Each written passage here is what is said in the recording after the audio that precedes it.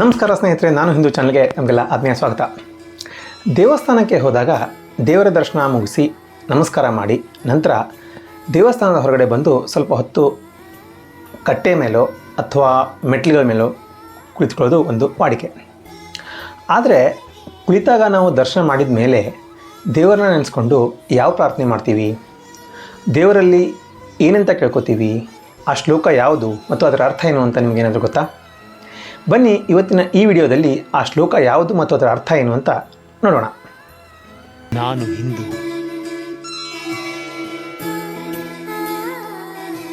ನಮ್ಮ ಸಂಸ್ಕೃತಿ ನಮ್ಮ ಹೆಮ್ಮೆ. ಅನಾಯಾಸೇನ ಮರಣಂ ವಿನಾ ದೈನ್ಯೇನ ಜೀವನಂ ದೇಹಾಂತ ತವ ಸಾನ್ನಿಧ್ಯಂ ದೇಹಿ ಮೇ ಪರಮೇಶ್ವರಂ.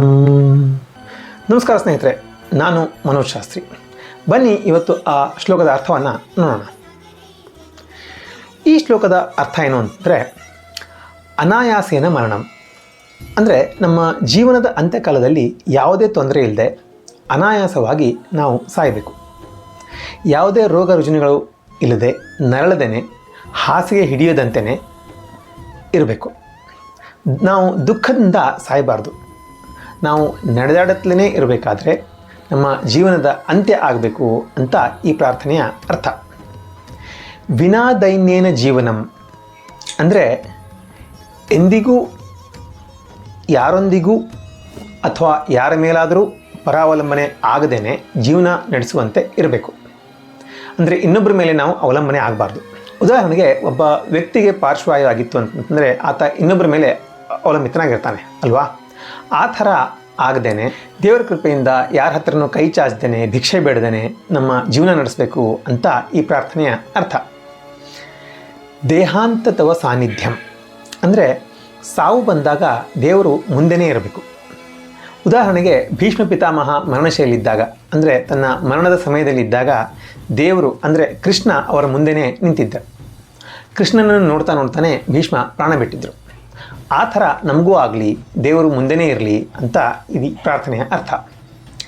ದೇಹಿಮೇ ಪರಮೇಶ್ವರಂ ಅಂದರೆ ಓ ದೇವರೇ, ಇಂತಹ ವರವನ್ನು ನನಗೆ ಕರುಣಿಸು, ದಯಪಾಲಿಸು ಅಂತ ಈ ಶ್ಲೋಕದ ಅರ್ಥ. ಹೀಗೆ ದೇಗುಲದ ಮುಂದೆ ಕುಳಿತು ದೇವರನ್ನು ಪ್ರಾರ್ಥನೆ ಮಾಡಬೇಕಾದ್ರೆ ಈಗ ಹೇಳಿದ ಈ 4 ಸಾಲಿನ ಶ್ಲೋಕವನ್ನು ಹೇಳಬೇಕು. ಈ ಶ್ಲೋಕವನ್ನು ಮಹಾಭಾರತದ ದ್ರೋಣ ಪರ್ವತದಿಂದ ತೆಗೆದುಕೊಳ್ಳಲಾಗಿದೆ. ಹೆಚ್ಚಿನ ಜನರಿಗೆ ದೇಹ ಸಾಯ್ತಿದ್ದಂಗೆ ಅಂದರೆ ಇನ್ನೇನು ಸಾಯಬೇಕು ಅಂತ ಇದ್ದಾಗ ಸಾಮಾನ್ಯವಾಗಿ ನೋವು ಹೆಚ್ಚಾಗುತ್ತಾ ಹೋಗುತ್ತೆ. ಕೆಲವೊಮ್ಮೆ ವಿಪರೀತವಾಗುತ್ತೆ. ಕೆಲವೊಬ್ಬರಿಗೆ ಭಯ, ಚಿಂತೆ ಕೂಡ ಕಾಡುತ್ತೆ. ಕೆಲವೊಬ್ಬರಿಗೆ ಜ್ಞಾಪಕ ಶಕ್ತಿ ತಪ್ಪುತ್ತೆ. ಇನ್ನು ಕೆಲವೊಬ್ಬರಿಗೆ ಪ್ರೀತಿ ಇದ್ದವ್ರ ಬಗ್ಗೆ, ಆಸ್ತಿ, ವ್ಯಾಪಾರ ಇತ್ಯಾದಿಗಳ ಬಗ್ಗೆ ಅಪಾರವಾದ ಕಾಳಜಿ ಮೂಡುತ್ತೆ. ಆ ಸಮಯದಲ್ಲಿ ದೇವರನ್ನು ಸ್ಮರಿಸುವುದು ಎಷ್ಟು ಕಷ್ಟ ಅಂತ ನಾವು ನೋಡ್ಬೋದು. ವಿಶೇಷವಾಗಿ ಆ ಜೀವನದ ಕೊನೆಯ ಕ್ಷಣದಲ್ಲಿ ಇದು ತುಂಬಾ ಕಷ್ಟ. ಆದ್ದರಿಂದ ಒಬ್ಬ ವ್ಯಕ್ತಿಯು ಭಗವಂತನ ಬಗ್ಗೆ ಯೋಚಿಸಲು ಪ್ರಾರಂಭ ಮಾಡಬೇಕು ಅಥವಾ ಅವನ ಹೆಸರನ್ನು ಪುನರುಚ್ಚಾರ ಮಾಡ್ತಾನೇ ಇರಬೇಕು. ಅದಕ್ಕಾಗಿ ತಾವು ನೋಡಿರಬೇಕು, ಹಿಂದೂಗಳು ತಮ್ಮ ಮಕ್ಕಳಿಗೆ ದೇವರ ಹೆಸರನ್ನು ಇಡ್ತಾರೆ. ಆದ್ದರಿಂದ ಅವರು ಪ್ರತಿ ಬಾರಿಯೂ ಅವರನ್ನು ಕರಿತಾ ಇರ್ತಾರೆ. ಅವರಿಗೆ ತಿಳಿದೋ ಅಥವಾ ತಿಳಿದೇನೋ ಅವರು ಭಗವಂತನ ಹೆಸರನ್ನು ಜಪಿಸ್ತಾ ಇರ್ತಾರೆ ಅಥವಾ ಪ್ರಾರ್ಥನೆ ಮಾಡ್ತಾ ಇರ್ತಾರೆ. ಹಗಲಿನಲ್ಲಿ ಆಗಾಗ ಬಿಡುವು ಮಾಡಿಕೊಂಡು ಆತನ ರೂಪವನ್ನು ಸ್ಮರಿಸುವುದು ಅಥವಾ ಆತನ ಹೆಸರನ್ನು ಸ್ಮರಿಸುವುದು ಅಥವಾ ಆತನ ಗುಣಗಳನ್ನು ಸ್ಮರಿಸುವುದು, ಈ ಥರ ರೂಢಿ ಮಾಡ್ಕೊಳ್ತಾ ಇದ್ದರೆ ಅದು ನಿಧಾನವಾಗಿ ನಮ್ಮಲ್ಲಿ ಬೇರೂರುತ್ತೆ. ಅಷ್ಟೇ ಅಲ್ಲದೆ ನಮ್ಮ ನಿದ್ರೆಯಲ್ಲೂ ಕೂಡ ನಾವು ನಮ್ಮ ಕನಸಿನಲ್ಲಿ ಭಗವಂತನನ್ನು ನೋಡ್ತಾ ಪ್ರಾರಂಭಿಸಬೇಕು. ಅದು ಒಳ್ಳೆಯ ಸಂಕೇತ ಆಗಿರುತ್ತೆ.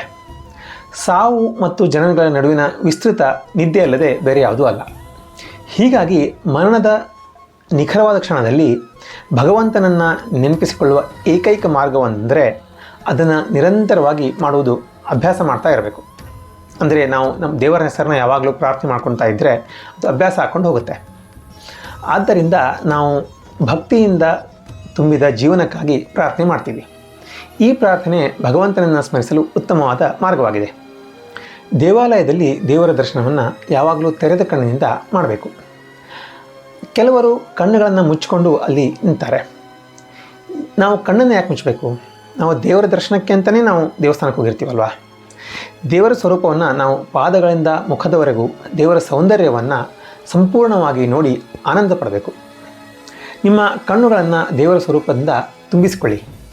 ನೀವು ದರ್ಶನದ ನಂತರ ಹೊರಗೆ ಹೋದ್ಮೇಲೆ ಇಲ್ಲಿ ಕುಳಿತಾಗ ನಾನು ಹೇಳಿರುವ ಈ ಶ್ಲೋಕವನ್ನು ಹೇಳಿದ್ರೆ ಸಾಕು. ದೇವರ ಧ್ಯಾನವನ್ನು ಮಾಡ್ತಾ ಇರಬೇಕು. ಸ್ನೇಹಿತರೆ, ನಿಮಗೆ ಈ ವಿಡಿಯೋದಲ್ಲಿ ಈ ಶ್ಲೋಕ ಮತ್ತು ಶ್ಲೋಕದ ಅರ್ಥ, ಅದನ್ನು ಯಾವಾಗ ಹೇಳಬೇಕು ಅನ್ನೋದ್ರ ಬಗ್ಗೆ ತಿಳಿಸ್ಕೊಟ್ರಿ. ಈ ವಿಡಿಯೋ ನಿಮಗೆ ಹೇಗೆ ಅನಿಸ್ತು ಮತ್ತು ನಿಮಗೆ ಬೇರೆ ಯಾವ ಥರದ ಶ್ಲೋಕವನ್ನು ನೀವು ಕೇಳಬೇಕು ಅಂತ ಅನ್ಕೋತಾ ಇದ್ದೀರಾ ಅಂತ ಅಂದ್ಕೊಂಡು ಕಮೆಂಟಲ್ಲಿ ನೀವು ಹಾಕ್ಬೋದು. ನಾನು ಹಿಂದೂ ಚಾನಲ್ನಲ್ಲಿ ಹಿಂದೂ ಧರ್ಮಕ್ಕೆ ಸಂಬಂಧಿಸಿದಂತಹ ಎಲ್ಲ ವಿಡಿಯೋಗಳನ್ನು ತಾವು ಕಾಣಬಹುದು. ಉದಾಹರಣೆಗೆ ಶ್ಲೋಕ ಮತ್ತು ಅದರ ಅರ್ಥ, ಚಿಕ್ಕ ಮಕ್ಕಳಿಗೆ ಅರ್ಥವಾಗುವಂತಹ ದೇವರ ಬಗ್ಗೆ ಅಥವಾ ನಮ್ಮ ಹಿಂದೂ ಧರ್ಮದಲ್ಲಿ ಆಗಿ ಹೋದಂತಹ ಸಂತ ಮಹಾತ್ಮರ ಬಗ್ಗೆ ಚಿಕ್ಕ ಚಿಕ್ಕ ಕಥೆಗಳು, ಶ್ಲೋಕಗಳು, ಹಾಡುಗಳನ್ನು ಈ ಚಾನಲ್ನಲ್ಲಿ ತಾವು ನೋಡಬಹುದು. ಸ್ನೇಹಿತರೆ, ನೀವು ಇಲ್ಲಿ ನೋಡ್ತಾ ಇದ್ದೀರಾ, ಈ ಚಾನಲ್ನಲ್ಲಿ ಹೆಚ್ಚಿನವರು ಅಂದರೆ 85% ಜನರು ಸಬ್ಸ್ಕ್ರೈಬ್ ಮಾಡ್ದೇ ಈ ವಿಡಿಯೋವನ್ನು ನೋಡ್ತಾ ಇದ್ದಾರೆ. ಕೇವಲ 15% ಮಾತ್ರ ಸಬ್ಸ್ಕ್ರೈಬ್ ಮಾಡಿರೋರು. ಸೊ ನೀವು ನೋಡ್ತಾ ಇರೋ ಎಲ್ಲ ವೀಕ್ಷಕ ಬಾಂಧವರು ನನ್ನ ಚಾನಲ್ನ ಸಬ್ಸ್ಕ್ರೈಬ್ ಮಾಡೋದ್ರಿಂದ ನನಗೆ ಹೆಚ್ಚಿನ ಪ್ರೋತ್ಸಾಹ ನೀಡಿದಂಗೆ ಆಗುತ್ತೆ. ಅಷ್ಟೇ ಅಲ್ಲದೆ ನಿಮಗೆ ಒಳ್ಳೆಯ ಕಂಟೆಂಟ್ ಕೂಡ ನಿಮಗೆ ನೀಡಲಿಕ್ಕೆ ನನಗೆ ಸಹಾಯ ಆಗುತ್ತೆ. ಸೊ ಯಾರ್ಯಾರು ಸಬ್ಸ್ಕ್ರೈಬ್ ಮಾಡಿಲ್ಲ ಎಲ್ಲರೂ ಸಬ್ಸ್ಕ್ರೈಬ್ ಮಾಡಿ ಅಂತ ನನ್ನದೊಂದು ವಿನಂತಿ. ನೀವು ಕೂಡ ಈ ಚಾನಲ್ನ ಪ್ರೋತ್ಸಾಹಿಸಿ, ಈ ವಿಡಿಯೋನ ಲೈಕ್ ಮಾಡಿ ಮತ್ತು ನಿಮ್ಮ ಸ್ನೇಹಿತರಿಗೆ ಶೇರ್ ಮಾಡಿ. ಮುಂದಿನ ವಿಡಿಯೋದಲ್ಲಿ ಮತ್ತೆ ಸಿಗೋಣ. ನಿಮ್ಮ ಮನೋಜ್ ಶಾಸ್ತ್ರಿ. ಧರ್ಮೋ ರಕ್ಷತಿ ರಕ್ಷಿತಃ. ನಮ್ಮ ಸಂಸ್ಕೃತಿ ನಮ್ಮ ಹೆಮ್ಮೆ, ಅದನ್ನು ಬೆಳೆಸೋಣ, ಅದನ್ನು ಉಳಿಸೋಣ. ಜೈ ಶ್ರೀರಾಮ್.